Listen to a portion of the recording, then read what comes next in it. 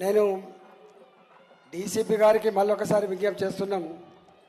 ఇంత సతాయించుడు మొదటి నుంచి చూస్తున్నాం. ఇంత సతాయించుడు మంచిది కాదు.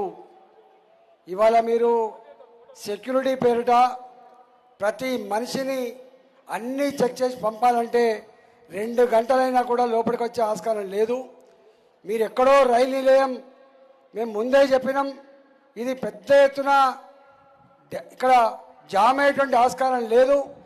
మా గేట్ల దగ్గర దాకా కూడా మా వెహికల్స్ అలో చేయండి, గేట్ల కాడ దిగి మా వెహికల్స్ అన్ని కూడా మళ్ళీ పార్కింగ్ పోతాయని చెప్పినాం.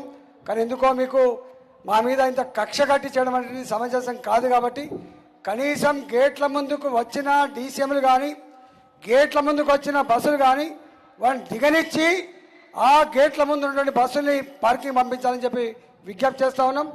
మళ్ళీ ఇది మంచిది కాదు.